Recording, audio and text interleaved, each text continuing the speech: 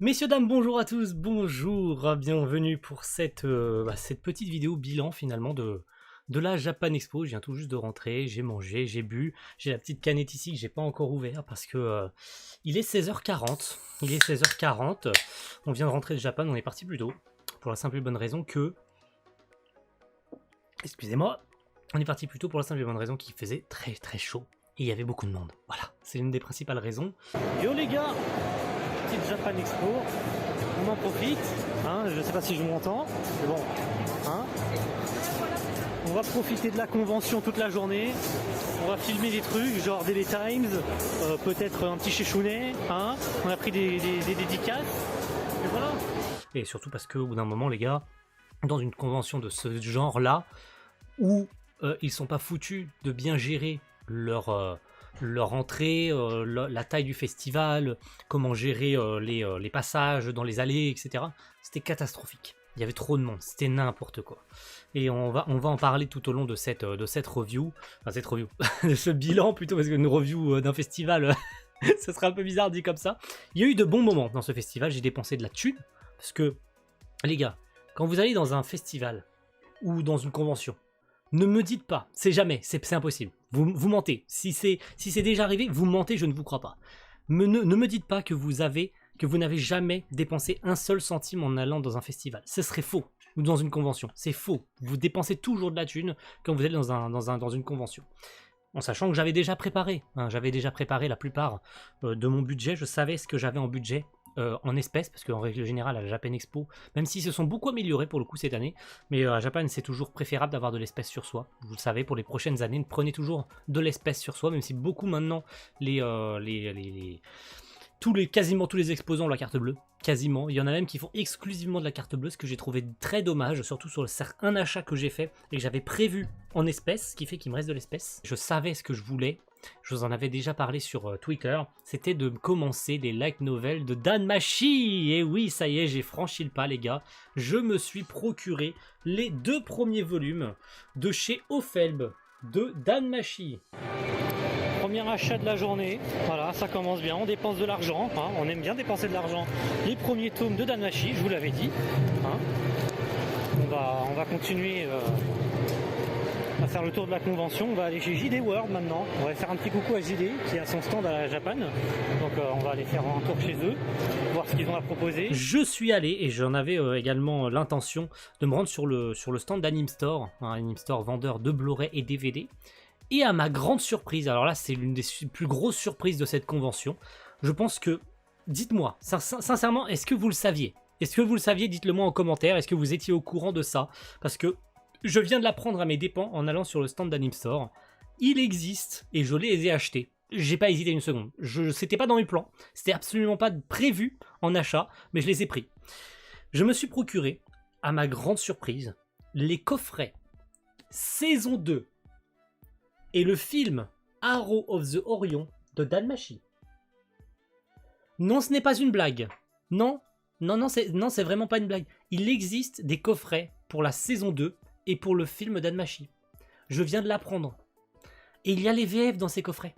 Donc la saison 2 de Danmachi a une VF et le film Arrow of the Orion a une VF. Oui.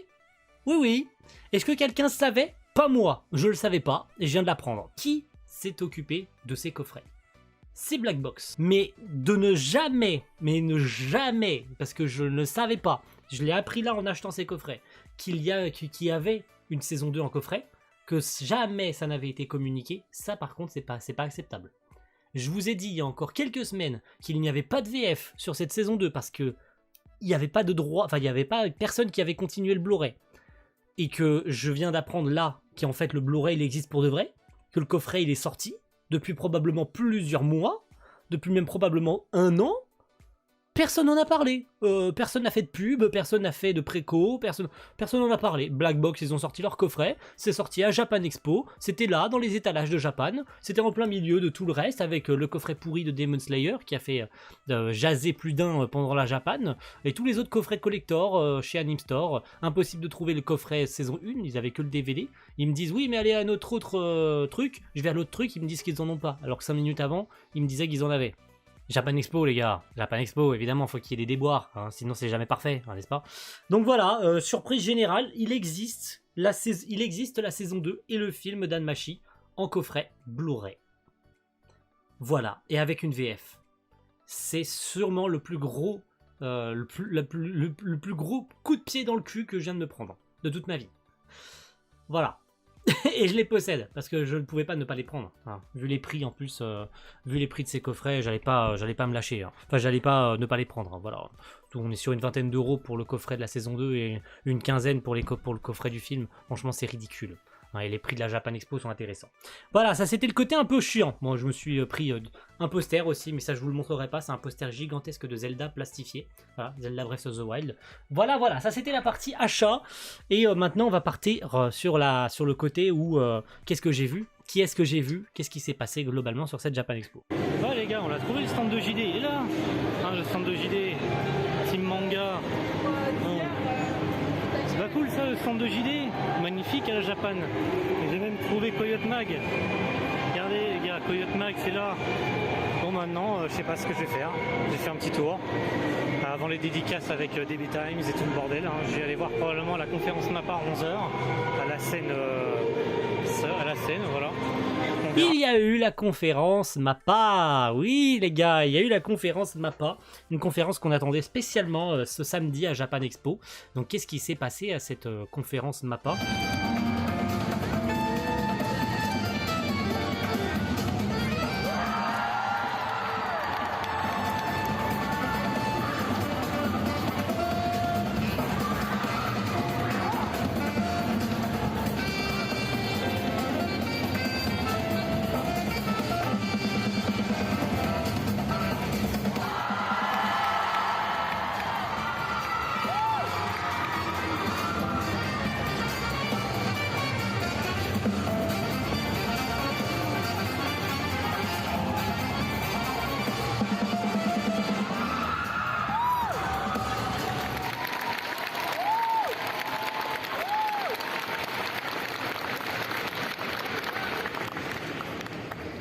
Bonjour à tous et bienvenue à cette conférence MAPPA.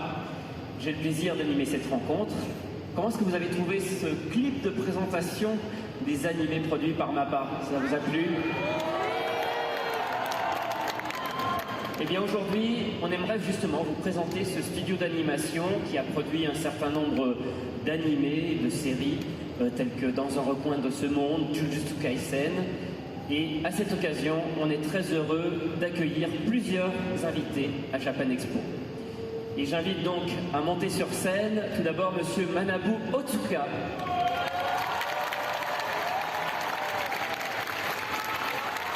Makoto Kimura.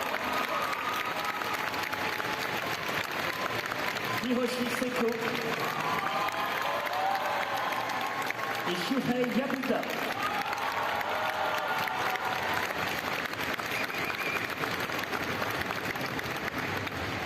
Qui se sont dit du coup à cette conférence parce que oui ils ont parlé de Chainsaw Man, oui ils ont parlé de Vinland Saga, oui ils ont parlé des SNK. J'ai pas vu toute la conférence, je pourrais pas vous dire 100% ce qui s'est passé parce qu'en plus ils l'ont commencé en retard. Il y a eu la conférence de IQ avec la VF, notamment avec Enzo Razzito et tous les comédiens qui vont jouer sur cette nouvelle VF d'IQ qui va sortir chez Crunchyroll. Retrouvez, merci d'être venus nombreux pour cette conférence. On va parler de Crunchyroll, on va parler version française, on va parler doublage et plus particulièrement d'un doublage qui est très attendu, le doublage de la série IQ. Eh ouais, eh oui. Et pour en parler, eh bien, quoi de mieux que de discuter avec certains des comédiens qui ont travaillé sur ce doublage de IQ. Et je vais donc accueillir sur scène Enzo Razzito,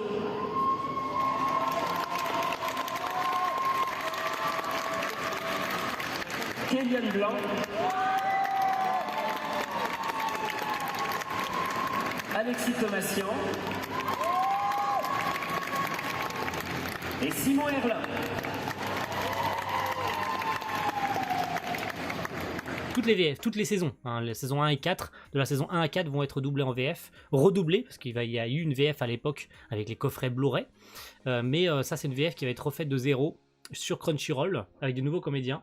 Ils en ont parlé un petit peu pendant une demi-heure, 3/4 d'heure, et le souci c'est que du coup ça a empiété sur la conférence MAPPA, elle a commencé un quart d'heure plus tard, ce qui fait que j'ai pas pu rester jusqu'au bout. En fait à partir du moment où il y a eu la partie Vinland Saga, je suis parti, voilà. Ça m'intéressait pas Vinland Saga, j'aurais pu rester pour la partie SNK, mais pour ce qu'ils avaient à dire sur SNK, je pense que c'était pas intéressant.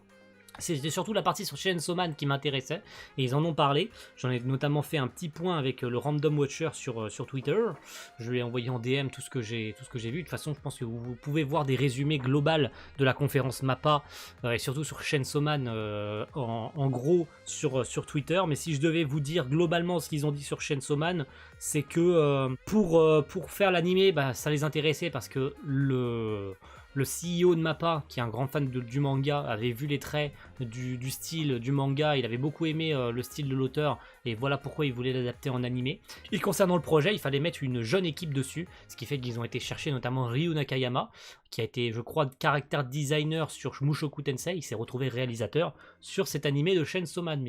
C'est gore, ce qui fait qu'ils se sont laissés aucune retenue, c'est giga gore, voilà, tout le monde le sait, l'œuvre se lâche complètement, hein. Il y a du sang, il y a des boyaux, il y a tout, il y a des têtes arrachées, voilà.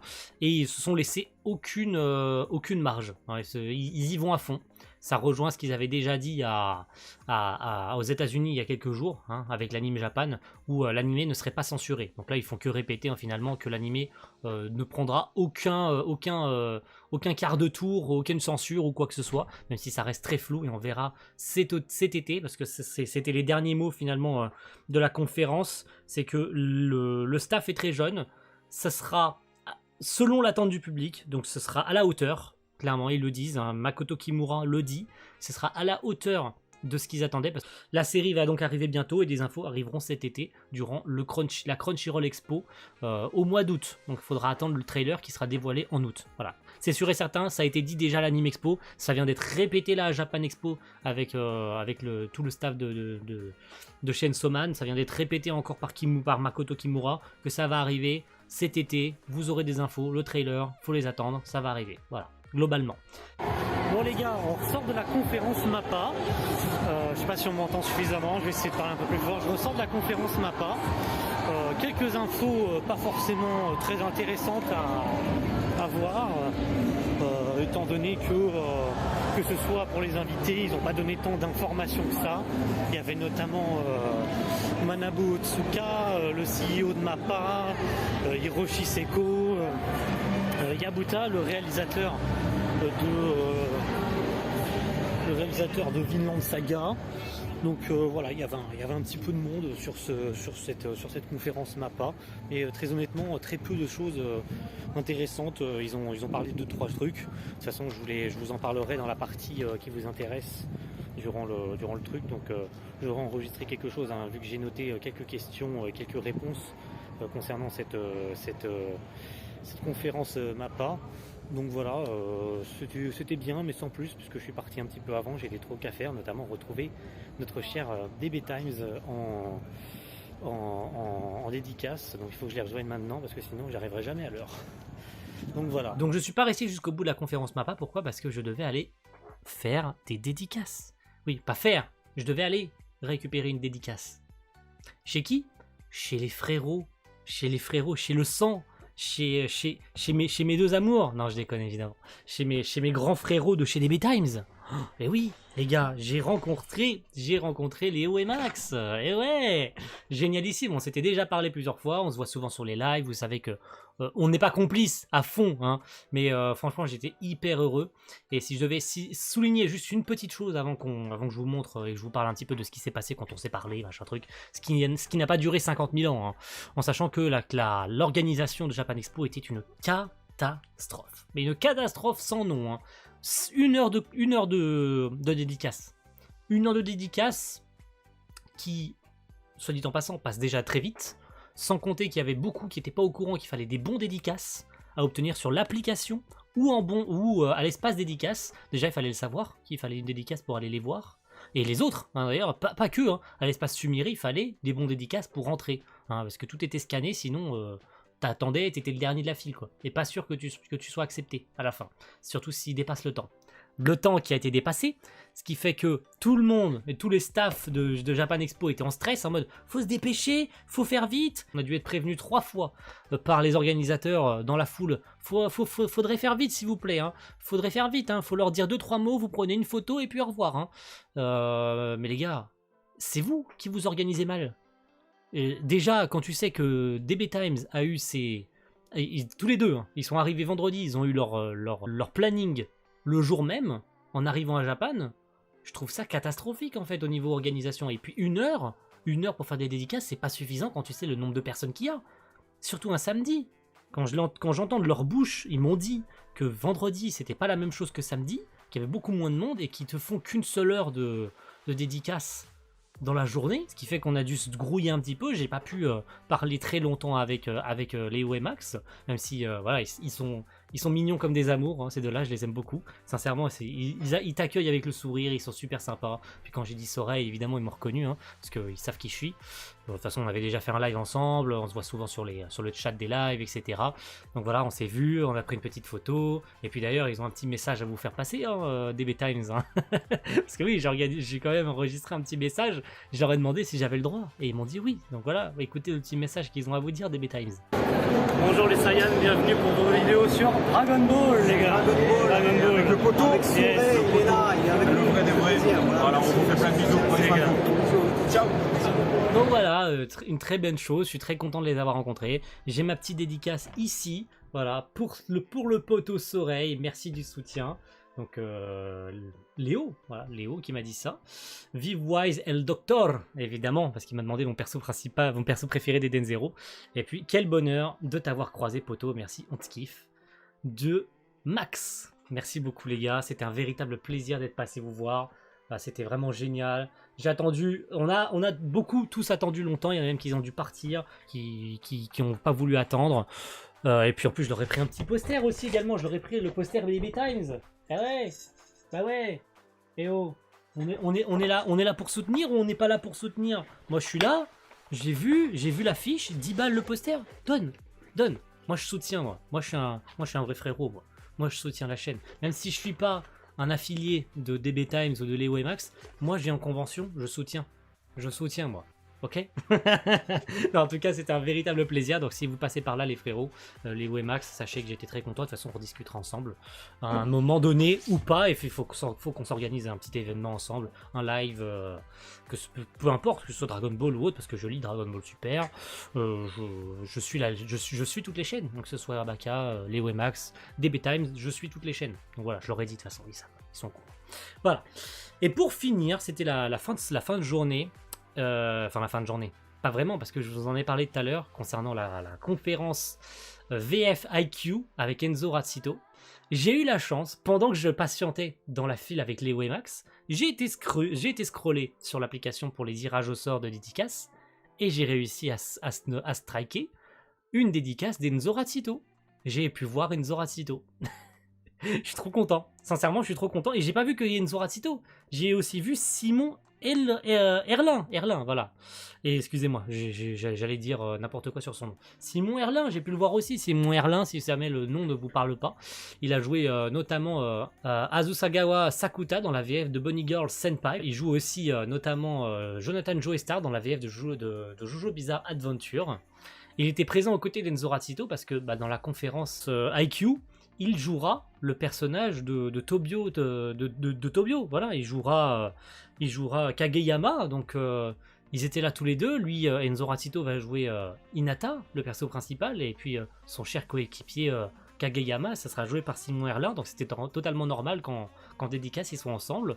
Et puis j'ai pris une photo, voilà, ça paraîtra, ils sont très sympas tous les deux, franchement, très très très gentils. Encore une fois, on a dû se dépêcher, c'est n'importe quoi, on n'a pas pu se dire grand chose, à part un petit bonjour, je kiffe ce que vous faites, j'aime beaucoup le rôle que toi tu fais, voilà, je les kiffe tous les deux, de toute façon je les aime beaucoup en tant que comédien, et pour le travail monstrueux que débite à chaque saison Enzo Razzito sur les VF de Crunchyroll en tant que tant en tant que directeur artistique qu'en tant que comédien.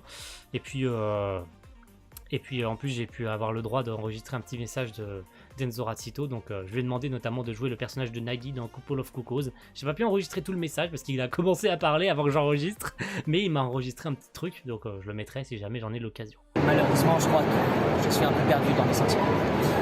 On va bien attendre les prochains épisodes et on va savoir... Bref, j'arrête de penser.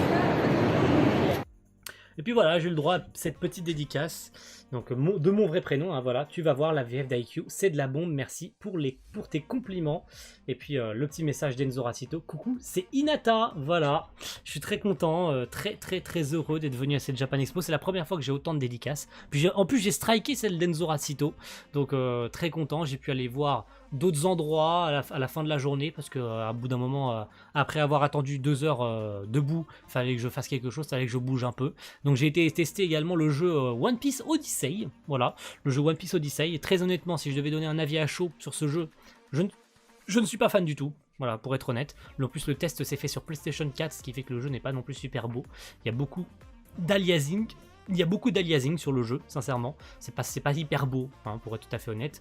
Je trouve qu'au niveau gameplay, c'est du vieux de la vieille, quoi. C'est du jeu au tour par tour. T'as attaque, coups spéciaux, et puis voilà, quoi. On a eu le droit à qu'une petite démo, hein, qui va jusqu'à un boss, un espèce de gros singe qui attaque Nami. On ne sait pas dans quelles circonstances ça arrive, on ne sait pas où on est, qu'est-ce qu'on fait, on sait juste qu'on a l'objectif, c'était de sauver Nami, donc on avance tout droit en fait finalement. Donc on peut s'accrocher sur des lianes, on peut sauter de plateforme en plateforme en visant avec L2, R2 pour que Luffy allonge sur bras, etc. C'est très simpliste en termes de gameplay, hein. Ça casse pas 3 pattes à un canard, c'est un jeu au tour par tour, donc je suis vraiment pas fan, surtout pour du One Piece. C'était bien, hein. Franchement j'ai passé de bons moments. Je suis entré à un endroit aussi, j'avais pas le droit de filmer, donc je vous montrerai pas d'image. Je l'ai su qu'après.